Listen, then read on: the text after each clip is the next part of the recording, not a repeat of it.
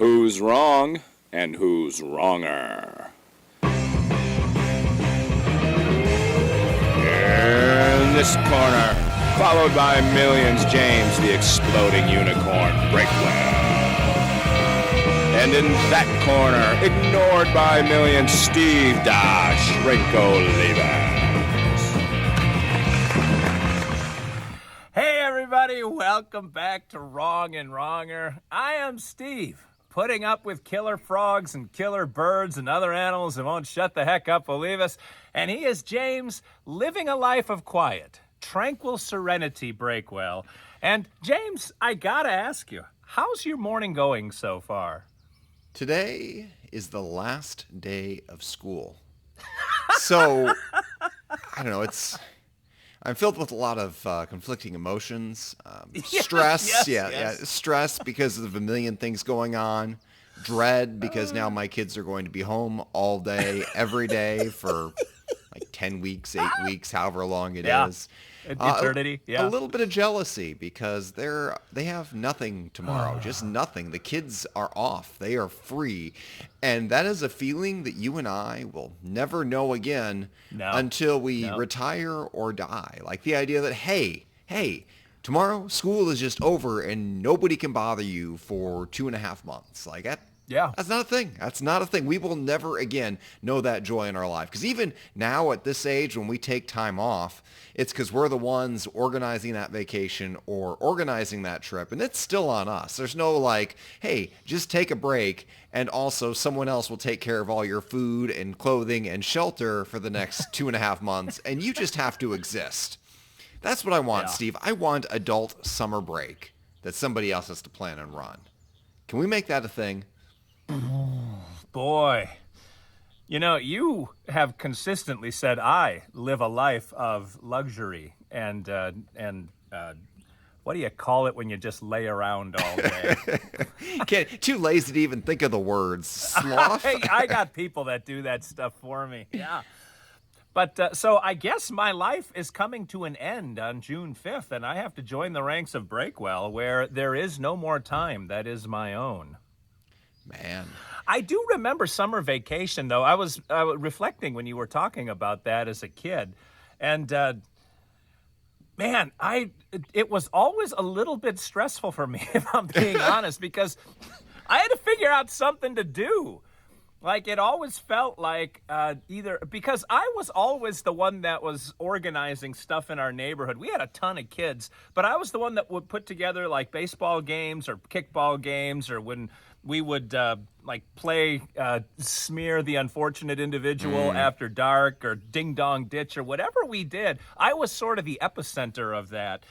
And so I would spend my day just kind of trying to figure out how are we going to kill some time here before everyone gets up, and then I have to figure out what to do. So I guess in that sense, James, I don't know that I ever had a completely relaxing summer vacation. So you were the organizer. You were the chieftain of this band of miscreants. How did you ruin all of their lives? I just imagine you leading a pack of like 40 kids completely astray and just ruining all of their lives. Well, it's funny. When I was young, there was sort of a patriarch teenager in the neighborhood. Randy Serdinsky was, no, I'm sorry, Randy Sievert. Randy Serdinsky hated Randy Sievert. They got in a fist fight once. We all got to watch that. But Randy sort of organized everyone. And then when he graduated out, the torch was kind of passed to me. Because of the next tier of kids, I was the oldest. And so just sort of by default, I became the organizer. And it was a bunch of miscreants. God, I remember once getting shoved around by an adult because I happened to be the oldest kid that was involved in an incident that this drunken fellow took umbrage with. And the cops were called, and it was a whole big thing in the neighborhood. Like everyone, all the parents and kids assembled in my dad and mom's living room while the cops came and interviewed us. Okay, you're going to have to elaborate on this story. I feel like you left out like every single important part. Like what the heck happened? Well, and the guy was on the school board, which made it even more politically sensitive for him. And he was on my paper route, and he should have known me. But I think I was 13, and The next oldest in our neighborhood was a girl named Tanya, and she was a year younger than me. So she was 12. We ended up dating for one summer, too, James Breakwell. I had the hots for Tanya for a while. But we were all walking. There were probably 8 of us walking in the subdivision. We lived in a subdivision. So there was like a circle, and we lived in a cul-de-sac that sort of shot off the circle. So we would walk to the end of the cul-de-sac, walk around the circle, and just walk back. And it was after dark, and we would just walk and talk. We weren't doing anything wrong, but apparently some of the kids were too far out in the road. And Mark Schwee, may he burn in hell, Mark Schwee came flying around the corner and way too fast and way too drunk. And he didn't hit anyone, but the brakes squealed, like the car lurched to a stop. And all of the kids with me scattered, like someone hit the head pin in a bowling alley. And just me and Tanya were left standing there.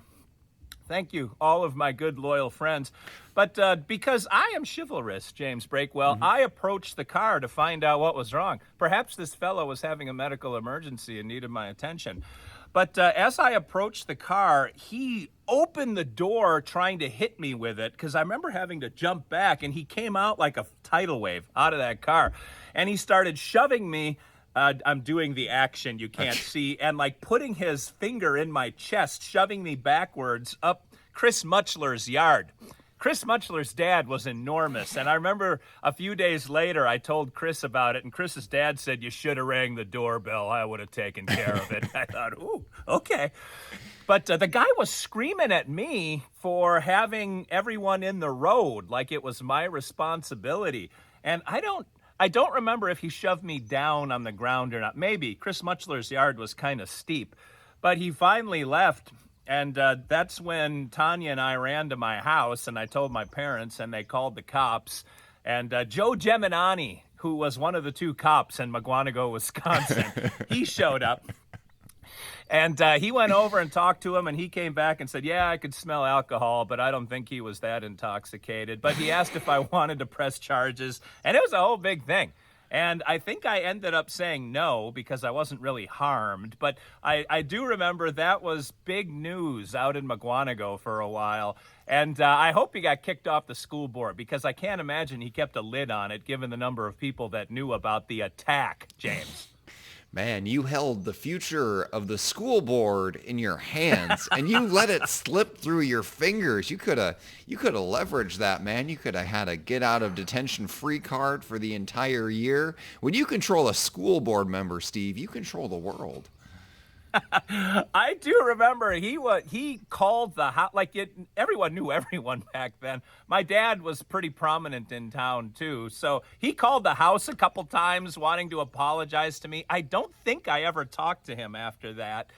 But yeah, he was pretty bent out of shape about it, as you can imagine he was wont to be. For the record, even in Wisconsin, where there is a bar every 15 feet by law, you are not allowed to run over groups of children in the street. Like, that's not a thing. That's an excellent point, James. I'm glad you clarified that for the listener. Yeah. Yeah. I guess it's funny because, you get so many different discourses on Twitter. There's a big anti-car discourse on there, which, I'm pro-car. I like cars. I don't like walking. Legs are the worst. But they'll go through like how cars really kind of stole the road, and that once upon a time, really the way it went back when laws were written, like the road was for everybody, including pedestrians. And yeah, if you're crossing the road, you don't walk down the road anymore because, you will be run over, legal or not. But yeah, you can't just blame a group of kids for being on or near the road. That just, especially being on the school board, I feel like he should have been aware that, I guess maybe the standards for drinking were different then. I guess they don't give breathalyzers, make you walk in a line. The cop just smells your breath and makes a judgment call. But still, I think knowing that you had some drinks in your system, I think you want to be on your best behavior after you slam on your brakes and come a few inches from almost committing vehicular manslaughter. Yeah, I don't know if he had a fight with his wife that night or not, but those things didn't occur to me while I was getting my ass kicked in Chris Muchler's yard. You know what I'm saying? Oh, so we've escalated now from shouting and pushing to a proper beating. Every time you retell this story, it gets worse and worse. And I've only heard it twice or 2.5 times because the first time you didn't include any details. There was just a sit down in a living room, and I was left to fill in the blanks. And I could have left it there because apparently you like to build the suspense. But I thought the listener deserved to know. You know, I'm remembering the scene as you're blathering on nonsensically over there talking about my fish story while I was nearly hospitalized, by the way. But Tanya had a friend. So here's what a louse a 12-year-old boy is. Tanya had a friend named Jody. Should I say her last name? You've Probably said like not. 19 last names already. This was in 1979. My Man. God, Jody Blankenheim. And I really, that summer, had the hots for Jody Blankenheim. She, because this was after dark, and everyone in the cul-de-sac kind of collapsed in my parents' bedroom, she came over too. She was staying over at Tanya's house for a few weeks or a month or something over the summer. But she came over wearing like a long T-shirt. Apparently, she was in bed already. And I just remember thinking, man, she looks good in that T-shirt. I don't even know what she was wearing underneath it, James, but it was one of those moments that I was just glad to be alive. You caused a local political scandal, and you were just worried about your romantic life. This does not surprise me at all. Your priorities were forever skewed, and this is how you cause chaos in a small town. You just unleash the Steve Levis of your community and see what happens. It's like shaking up a jar full of 2 insects to see if they fight. That's what was happening here. But that's one of my favorite summer vacation memories. I haven't told that story in 30 years. I haven't even thought about it. It's funny that as I shook the jar of my head, that was one of the stories that shook loose. Do you have any good summer vacation when you were a kid stories? Related directly to summer vacation, I mean, I never had the police called on me or called the police because I am a law-abiding citizen, and that's not how it works. Nothing of that magnitude. I do remember there was I made friends with this kid. His dad or his grandpa was a insurance agent to the stars. Like think like Muhammad Ali and stuff. Like who's Muhammad Ali's insurance guy? Well, it was this kid's grandpa. Like, it's the most tenuous connection. And he, for whatever reason, he was from like my random town in the middle of Illinois, and my town was dirt poor and had nothing good in it except an artificial lake. And so apparently once upon a time, back when he had this money, he had bought the biggest thing of lakefront property there. It was like 300 feet of lakefront property. It was like 5 acres right on the lake. And he was the king of that town. Yeah, well, but he wasn't, though. He was like, nobody really liked him. So I remember there was one summer, I don't know, I just wanted to hang out at home and read or play computer or be lazy. And he would just, he would just show up. He's like, all right, let's go do something. I was like, got to go play with this kid in his gigantic lake house down at all of this waterfront property. My life is so hard. You know what, though? Looking back, it was wild because, by that point it was like second generation wealth. And I don't know if his dad made cabinets, I think, and I don't think his mom ever worked. So they had this huge, like, it was a weird house. So like you think about it was probably 6,000 or 7,000 square feet, but it was a ranch. Like you think about that now, like it's 6,000 or 7,000 square foot. That's like 2 or 3 stories, maybe with a finished basement. Wow. This was all just one story the whole way across. But yeah, it was. He didn't have a dock or a boat. Which blows my mind. Yeah, they were like the kings of the lake, and they didn't have a boat. The one time we did stuff with the water, this is a very on-brand story for him. The one thing he did with the water is he built a ramp and jumped his bike into it. There was no pier? I mean, everybody else had pier. Oh, you mean like where like a public boat dock type thing? No, like he built a pier out into the water. They didn't. I don't get it. I don't know why his grandpa didn't or his mom and dad didn't. I guess they just, water is for looking, not for using.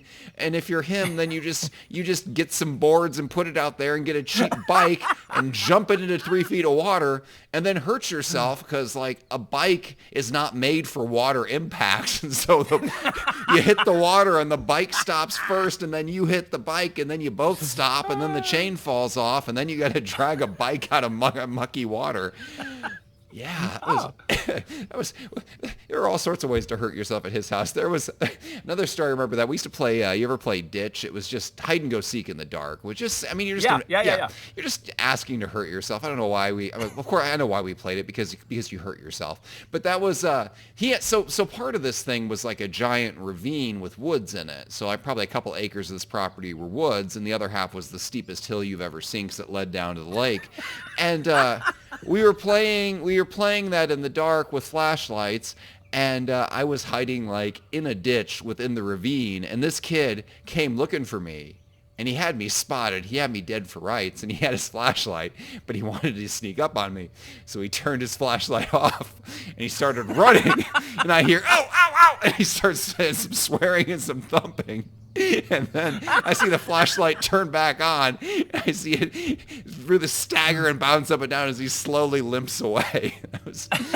That was the story of his house in a nutshell. It was just an injury waiting to happen. So I probably should have enjoyed that place more than I did. But I just wanted to stay home, Steve's. Home is where it's at. That's how the proper vacation is spent. Wow, you've been you your whole life, James. I have. I have not changed one bit since I was born. But, God, I remember we had a big wide driveway and a basketball goal, and I organized an event called the Big One.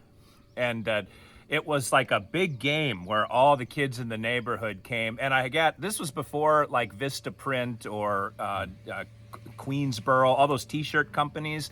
Like, I got a T-shirt that read, "I was MVP at the Big One." And my dad participated. And it was a big basketball tournament in my driveway. And we played it out one weekend. And I can't remember who won, but I do remember Ken Philippi, who was the only human who that T-shirt would not have fit. He won the MVP of the Big One. And I remember he had the T-shirt slung over his shoulder as he walked off into the sunset. But these were the kinds of things we did. We were communal. We were not singular like James Breakwell, isolated, holed away in his room, squirreled with a flashlight and a book in a corner. I had that phase, but it was earlier. By the time I was 12 or 13, I had settled into being antisocial. I was in like a whole new community, building a whole new life. But when I was little, like preschool through second grade, I've lived on a college campus twice in my life. Well, the first time was when my dad hurt his back farming, and he ended up going to college. He went in with 2 kids and came out with 4, which is not the way to do that. But we lived in married student housing, so everybody, and he was old for married student housing, but not super old. He was in his 20s, seemed ancient at the time. But everybody else there who was married, you get married and you pump out kids. So there were just tons and tons of kids everywhere. Mm-hmm. And the apartments were built like an amphitheater on hills around a sandbox and a circle of sidewalk that you could ride around on your bikes like all day. And I was like you. I was the oldest of that group. Yeah. And the second oldest was also a girl who lived next door, and she was 1 year younger than me. And together we organized all the activities, and we did that for years. I mean, it seemed like an eternity, but really it was just till I was in second grade. And then I moved away and started over in Illinois, and we lived in a really bad neighborhood, and we got robbed the first time we drove back to Iowa for Thanksgiving. And that's when I stopped hanging out with people in the neighborhood. And then we moved 3 or 4 times again like that, but there was never, we were no longer in like an apartment complex with a group of kids. You were in, individual spots where nobody knew their neighbors, and it was probably best that way. So that phase of my life was over. Wow. So then when the guy with the lake house started coming by, it was kind of jarring. And he was, but it was also though, because he wasn't an only child, but he only had one sibling, and she was a sister, and she was a lot older than him. So he was effectively an only child. So he was looking for somebody to entertain him. And like, I didn't need to be entertained because I had 1,000 siblings to terrorize me and to terrorize in return. So then when he would come around fishing, it's like, all right, I guess I'll add you and entertain you as well. So that was kind of what was going through my head at the time. He's the reason I messed up my knee, or the start of it. We were out riding our bikes on some country road for no reason, where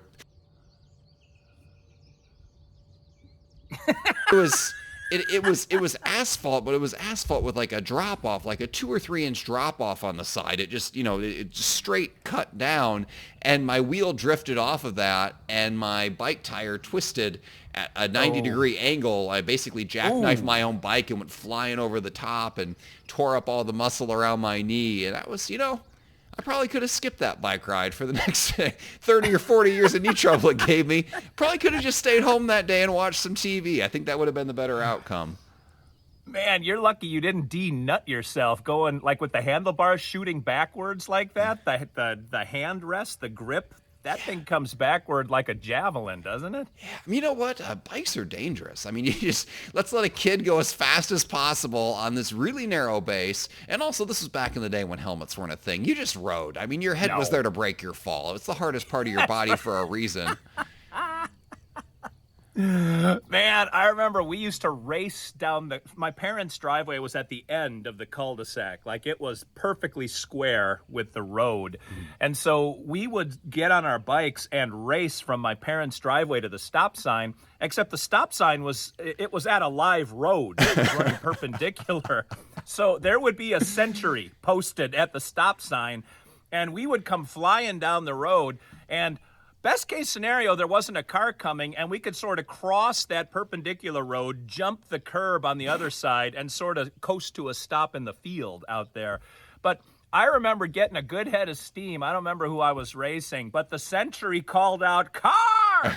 And I hit the brakes because I was too close. And I remember I slid along the asphalt and got really super bad road rash on my leg and my arm. And I limped home. I don't remember how my bike got home. One of the miscreants probably brought it behind me. But my mom, because she loves me and wants the best things for me, her and Mark Shui have a few things in common, that she sprayed this stuff that burned like fire on that road rash. And I remember screaming and crying, and she didn't relent, James. She kept pushing forward. And I think she dug a few rocks out of my skin, like when Mrs. Steve dug the thorns out of my face when the blackberry tried to rip my face off. And it was a bad few days. Road rash takes a while to heal, and it comes back with a vengeance when you get in the bathtub or in the shower. And I remember not being able to sleep for a couple nights because it was so painful to have the sheets touch my skin. It was bad. I hate bikes too. Yeah, like all my worst childhood memories involve bikes, apparently. It wasn't just going off that ramp. It wasn't just flying off my handlebars. There was another time, probably the worst idea I had my entire childhood that seemed like the best idea. And this was one that I did organize. We decided to play bike tag. If you play tag on bikes, like think of the size of the area. Like you're not playing in somebody's yard, not even a big yard. Like our area of operations, our quadrants were like a half mile by a half mile. Like this is a giant area of land with a substantial number, and it was a grid area. So you could spot somebody a half mile away. Like you could see them and get up a good head of steam. And, yeah. So just, you're probably, even on old bikes, you're probably playing tag at 10 or 15 miles an hour. And it ended exactly like you'd think it would. I think one of my brothers toppled over and went skidding a good distance on the road and got road rash, and we never played it again. It's like, well, that was a terrible idea. Now, did a little part of you, was it entertained when you saw your brother with the road rash? No, I was just mad that he ruined my great idea. That was a solid game until somebody inevitably got hurt in the first 8 minutes, But for 8 glorious minutes, it was the best thing I'd ever done. This was your idea? It was my idea. I guess I did organize things from time to time, and it blew up in my face, and that's why I stopped. It's a liability thing, Steve. You never want to be the person in charge. Oh, God, you and me, we understand that for sure. How many years younger is your next oldest brother? The first clump of them are every 2 years. So it's 2 years, 2 years, 2 years to the sister after that. And then there's question marks. We were actually talking about this the other day. We're not sure how much time is between 4 and 5 and 5 and 6. But I know the distance from 7 to me because 7 was born when I was about to graduate college. There's 22 years between me and the last one. But then in between there, it gets kind of murky. Wow, so your youngest brother is looking forward to summer vacation coming up too, right? Yeah, he has a couple summer vacations left. I don't think he's ever ridden a bike in his life, so he will live forever. I think as you went down the line in my family, we became more and more sedentary, and to the point where like they don't even get out of chairs. They just live there. They are forever in the seated position, and good for them. You've got siblings more sedentary than you? I am an active sibling by comparison. Okay, don't let my charming self-deprecation fool you. I spend an hour 7 days a week in the gym. And yes, in the gym I am sitting on a machine and not walking around or running, but there is an effort made, and there are levels of exertion lower than that, and that would be the last two siblings in line who mostly just sit still and stare at a screen. They have eliminated all extraneous physical activity from their life, and I have to say I admire them for that. Wow. We got to get rolling here. Pardon the pun of what I'm about to say, but you're right. Kids don't ride bikes anymore. I remember, now my daughter's 26. I taught her how to ride a bike, and that's a funny story that ended with tragedy. But I remember trying to teach my son to ride a bike and just sort of giving up on it. And when he was a late teenager, he sort of just figured out how to ride a bike, but he's never ridden a bike. I think my daughter rode a bike for a minute, but that's it. Kids don't live on their bikes anymore, James. It's a sad passing of the torch from dangerous, possibly flirting with death, to now being sedentary and completely safe, insulated from anything that could possibly cause you harm. Because we know that you always vote for child endangerment, whether it's on a bike or walking down the road being almost run over. We know where you stand on the issue. Concussions didn't affect us none, and that will be the end of another scintillating episode, a summer vacation preview episode of Wrong and Wronger, until we meet again and we go deep into the summertime, as Mungo Jerry sang years ago. This is Steve, Dr. Steve, pulling song references that nobody understands, believe us, and James, way too young to have listened to a radio break, well, saying thanks for watching, thanks for listening, and remember, as always, two wrongs can't make a right.